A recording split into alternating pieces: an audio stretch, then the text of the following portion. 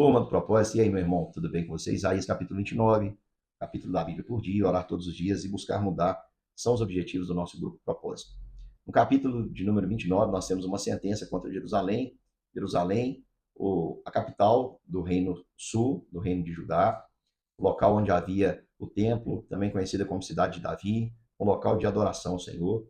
O texto vai dizer que apesar da religiosidade, passado o tempo, toda a cidade ficaria como um altar ensanguentado, porque o Senhor levantaria um exército para atacar aquela cidade, os inimigos iriam cercá-lo, a cidade seria a tal ponto destruída que os homens cairiam e iriam cochichar apenas tamanhos ferimentos uns com os outros, apenas iriam sussurrar.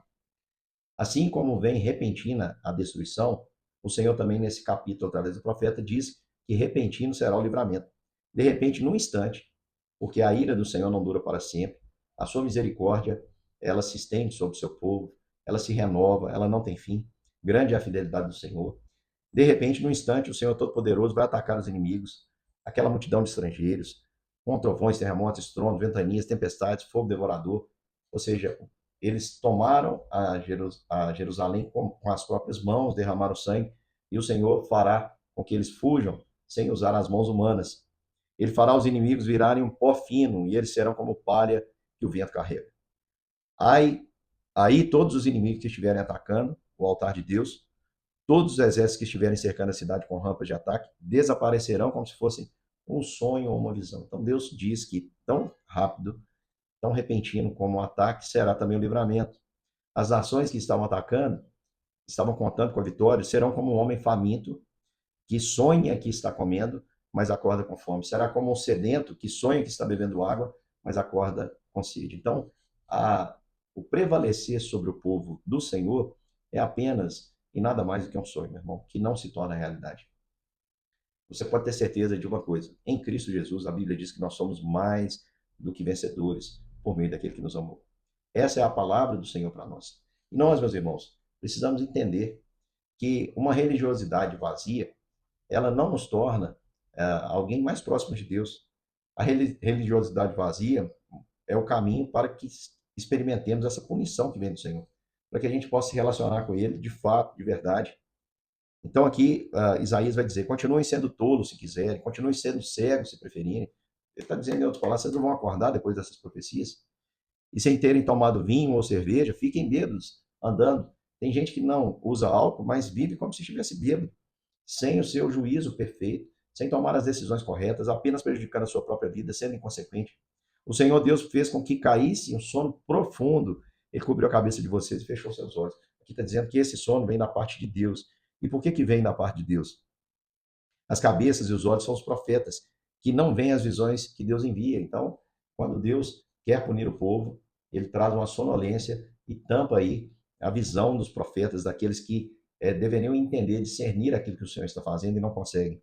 Agora, para vocês, todas as visões são como se fosse uma mensagem escrita num livro fechado e lacrado. Ele está dizendo: tudo que eu revelo para vocês que são desobedientes são como se estivesse num livro lacrado e fechado. Se você leva esse livro para alguém que sabe ler, ele diz: eu não posso ler, que está lacrado. E se você leva para alguém que não sabe ler, ele diz: eu não sei ler. Por que Deus fez isso? Por causa da hipocrisia do povo de Deus, do seu próprio povo. Esse sintoma é um sintoma triste, meu irmão, que está no versículo de número 13. O Senhor diz: esse povo ora a mim com a boca e me louva com os lábios, mas o seu coração está longe de mim.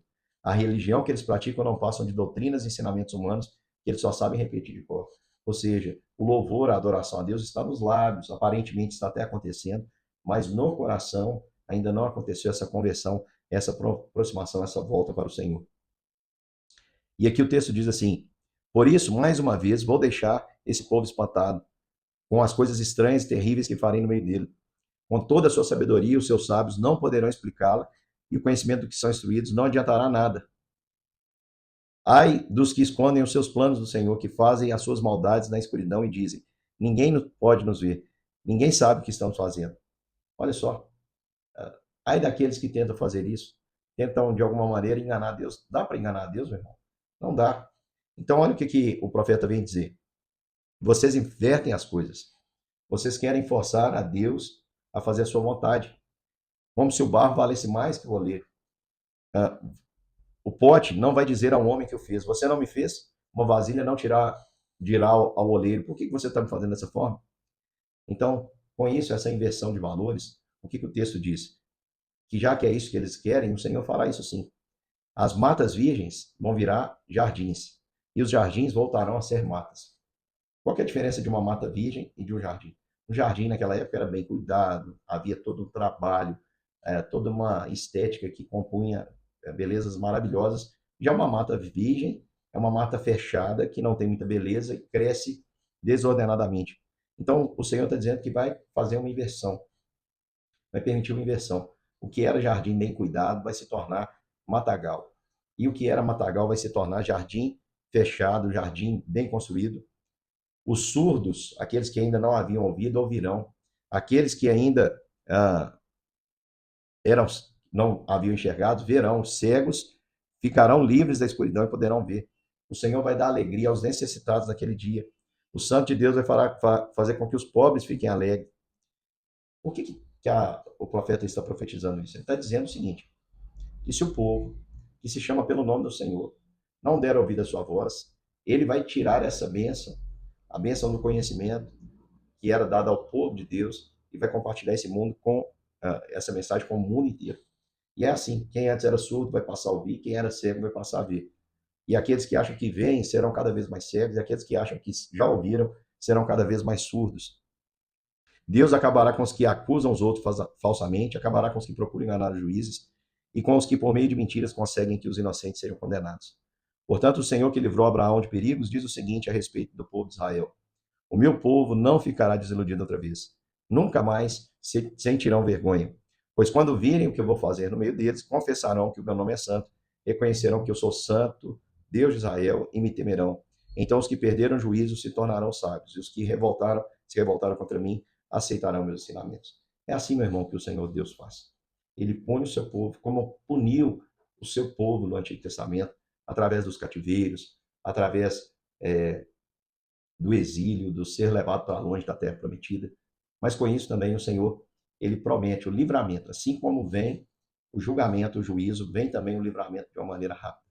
E o Senhor promete que ele trará um novo tempo, onde os surdos irão ouvir, os cegos irão ver, e todo aquele que crê vai experimentar a salvação. Como diz o texto aqui, os que perderam de juízo se tornarão sábios, e os que revoltaram contra mim aceitarão os meus ensinamentos. Aqui nós temos uma promessa de reconciliação, e nós sabemos que essa promessa só ocorre em Jesus Cristo. Que Deus te abençoe, meu irmão, que você sempre possa voltar os seus olhos para o Senhor. Não viva uma religiosidade mecânica, vazia, mas viva um relacionamento verdadeiro, entendendo que você precisa estar em Cristo todos os dias. Ninguém conhece a Deus como Pai, se não for por meio de Jesus. Deus te abençoe e até daqui a pouco para mais um capítulo das Escrituras.